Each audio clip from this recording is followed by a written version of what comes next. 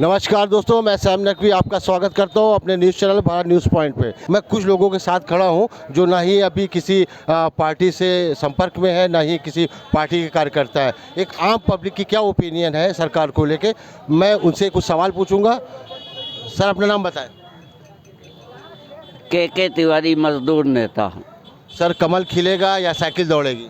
Cycle तेजी से दौड़ेगी, कमल मुरझुरा गया। ऐसा क्यों? क्योंकि 17 में तो कमल बहुत ज़बरदस्त खिला था। वो लहर थी एक, जनता के अनजाने में वोट पड़ गया। 5 साल में मोदी ने पब्लिक सेक्टर को बेचा, रेल को बेचा, एयर को बेचा और तमाम ऐसी बेरोजगारी का दौर कर दिया। जीएसटी लगाया, सीएसटी लगाया।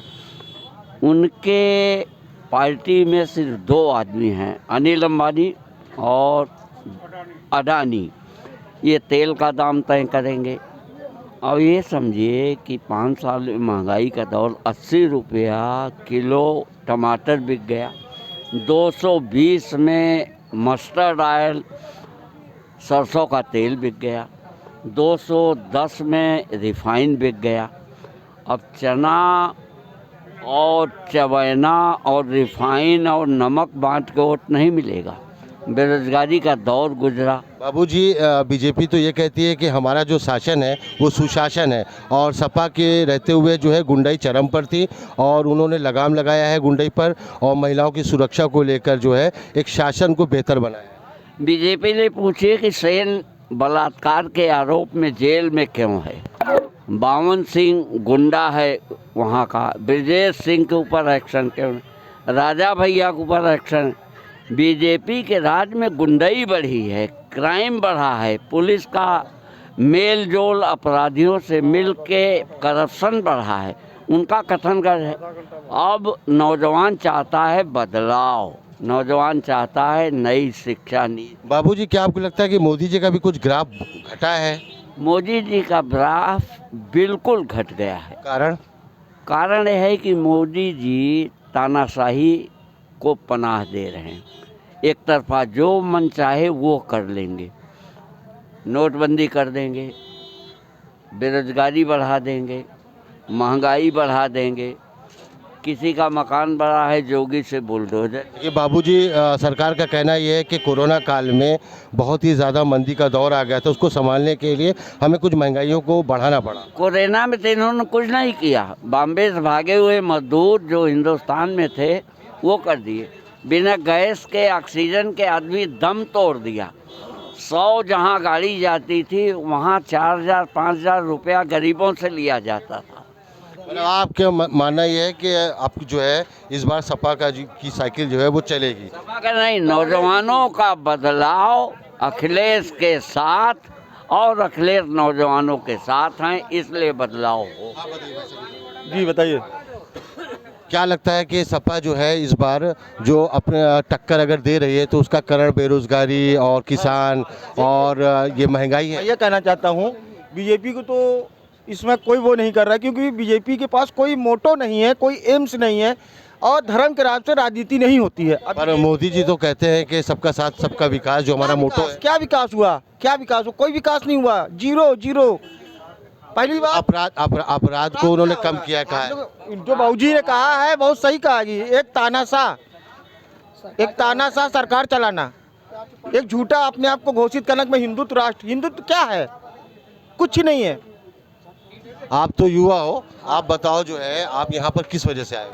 हम अखिलेश की सरकार बनवाने के लिए यहाँ पे आए हैं। कार्यकर्ता तो नहीं है? कार्यकर्ता नहीं है, हम लोग नौजवान हैं, बेरोजगार हैं, हम युवा हैं, स्टूडेंट हैं, हम लोग पढ़ाई कर रहे हैं, तो हम लोग को रोजगार चाहिए यहाँ पे, ठीक है। और मोदी जी क्या कर रहे हैं? मोदी जी क्या कर रहे हैं?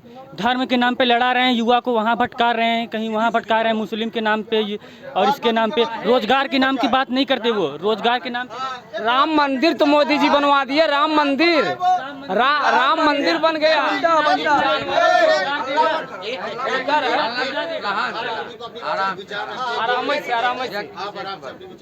हम मोदी जी के कुछ बातों से बहुत ज्यादा प्रसन्न है, जैसे राम मंदिर। अभी तो विधानसभा चुनाव योगी जी का है, मोदी जी को आप बीच में क्यों ला रहे हैं? आप योगी जी की बात करें। योगी जी वादा किए थे कि हमारी यूपी में सरकार आएगी तो राम मंदिर बनेगा और योगी ने पूरा अपने काम पे खरा उतरे। लेकिन कुछ चीज़ें हैं जैसे कि राम मंदिर योगी जी ने बनाया, नहीं, राम मंदिर तो योगी मोदी दोनों ने मिल के बनाया है। देखिए जो न्यायपालिका जो है वो सिर्फ स्टैम्प लगाया न्यायपालिका ने, यानी न्यायपालिका का कोई रोल नहीं। न्यायपालिका तो मोदी योगी के पहले भी थी।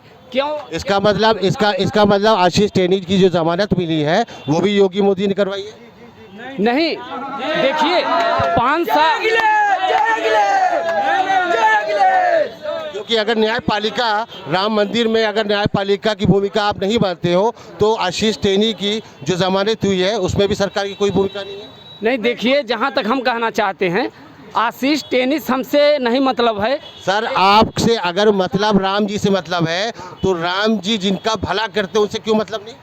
हमसे राम से मतलब है क्योंकि हम लोग सनातन राम जी के आप भक्त हो। राम जी जो है सबके पालनहार है और राम जी जिसका के पालनहार है, अगर उसके साथ नाइंसाफ़ी की जाएगी, 4 किसानों को अगर कुचल के मार दिया जाएगा और उन 4 किसानों को न्याय नहीं मिलेगा, अगर न्यायपालिका में आप साक्ष्य स्ट्रांगली नहीं रखेंगे तो उसको जमानत तो मिलेगी। जैसे आपने कहा कि किसानों को कुचल के मारा गया, ये देखिए कुचल के मारा गया ये उनका अपना एक नियम कानून था। नियम कानून वो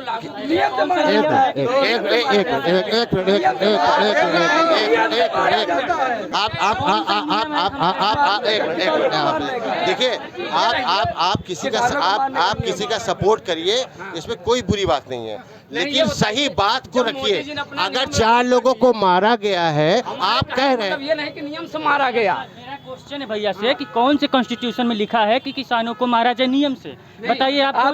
हमारे कहने का मतलब ये नहीं कि नियम से मारा जाए, लेकिन जब मोदी जी ने एनआरसी आप लड़िए। हाँ बताइए क्या बोले। लखीमपुर खीरी का जो किस्सा हुआ था, जो 4 जवान वहाँ पे जो किसान मारे गए थे, उसमें एक्चुअली कुछ समाजवादी पार्टी के कार्यकर्ता थे और उसके साथ साथ और जो भी वहाँ पे हुआ है उसको केंद्र सरकार और राज्य सरकार और उसके साथ न्यायपालिका मिलके उसका जो भी संक्षिप्त होना चाहिए निवारण वो किया जा रहा है। आप यहाँ पर योगी की सरकार बनाने की बात कर रहे हैं या मोदी जी की? यहाँ पर देखिए, यहाँ पर हम एक मिनट यहाँ पर हम यूपी में एक मिनट यूपी में हम देखिए विकास के मुद्दे के लिए हम चलना चाहते हैं। जैसे कि यहाँ पर हमारे यूपी में ये जो जानवर हैं, जानवर तो ठीक है उनकी मौतें न हो, उन्हें मारा न जाए। रात को जो जानवर जो है खेतों को चर जाते हैं उसके बारे में क्या कहना है? हमारा ये कहना है कि जैसे आप किसी को अपना ब्लड दान देते हैं, अपना कुछ चारा जानवरों को दान देते हैं, क्या इसमें लापरवाही है? कुछ दान नहीं, जो किसान जो किसान खेत में रात भर जो पशुओं को भगा रहे हैं और पशुओं से परेशान है, उसका निवारण कौन करेगा? हाँ, ये आदमी हित करते हैं, दूध पीने के बाद छोड़ देंगे, कहीं ले छोड़ दे बाबा, अब हम क्या करें ना बड़े, अब ये दूध ही नहीं देते हैं। मतलब आपके हिसाब से रोजगार मिल रहा है, विकास मिल रहा है, आवारा पशु खेतों में नहीं जा रहे हैं, किसान परेशान नहीं है, आप ये कहना चाह रहे हैं? नहीं, हम तो देखे हैं जब से योगी जी जानवरों को खुला छोड़ दिए तब से आज तक झूरा नहीं पड़ा। पहली बात। दूसरी बात, गुंडा का खात्मा हुआ, मतलब कि जहां पर प्रशासन व्यवस्था कहीं पर लूज पड़ती थी ये हुआ, लेकिन पूरी तरह प्रशासन जो पावर थी प्रशासन के हाथ में नहीं देना चाहिए। अभी सरकारी नौकरियां कितनी रिक्त है यूपी में? अभी देखिए, अभी तो सरकारी नौकरियां तो जहाँ तक हमें मतलब 5 से 6 लाख रिक्त हैं। 5 से 6 लाख 7 लाख तो डाटा है सरकार का, ये क्यों रिक्त है? आप मतलब डिजर्व नहीं करते नौकरी के लिए? नहीं, हम नौकरी के लिए डिजर्व करते हैं, लेकिन आप जब सही से पढ़ेंगे तब तो होगा ना। आप सही से नहीं पढ़ते हैं। अच्छा, एक चीज और है, आप सही से नहीं पढ़ते? नहीं, योगी जी सही से नहीं पढ़ते। योगी जी शिक्षा व्यवस्था पे कुछ गलत भी कर रहे हैं। आप सही से पढ़ते हैं या नहीं पढ़ते? नहीं, देखिए हम ईमानदारी से पढ़ेंगे तो हमारा सिलेक्शन होगा।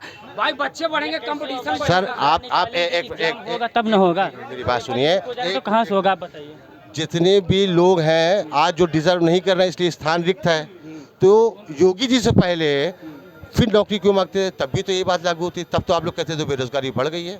भाई देखिए, इस पर राजनीति जो मुद्दा है, अखिलेश कहेंगे हम आएंगे तो हम अपना भरेंगे, योगी कहेंगे योगी भरेंगे। अच्छा, सपा बसपा में कितनी नौकरी मिली है हमको आप बता सकते हैं? सर हम क्यों बताएंगे, आप जनता है, आप वोट करोगे, आप मैं बताओ। आपको बता रहा हूँ, प्रदेश यूपी में योगी जी, केंद्र में मोदी जी, दो चेहरे के अलावा तीसरा कोई है ही नहीं, कोई नहीं है। बाबूजी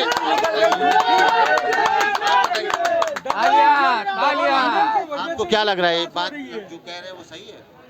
अब वो उनकी मानसिकता है, उनकी मान्यता है। भाई इन्होंने जो बोला वो इनकी मानसिकता थी, मेरी जो मानसिकता मेरी। हाँ बाबूजी, आप मैंने बोला खत्म। आप सुन लीजिए उनको। नहीं नहीं ठीक है, बोलिए। हम एक चीज़ और कहना चाहते हैं। एक चीज़ हम ये कहना चाहते हैं कि जैसे योगी मोदी जी, एक चीज़ हमें बहुत बड़ा गलत लग रहा है योगी मोदी जी का, जैसे ये लोग अपना नियम कानून का पालन करके अपना वोटिंग करवा रहे हैं, चुनाव करवा रहे हैं, वैसे नियम कानून का पालन करके हर साल बच्चों का परीक्षा करवाया जाए, ताकि ये लोग अपनी समय से पढ़ाई करें और अपना कोरोना प्रोटोकॉल का पालन करके भाई रैलियत करवाएंगे, लेकिन कोरोना प्रोटोकॉल का पालन करके स्कूल क्यों नहीं खुलवाते?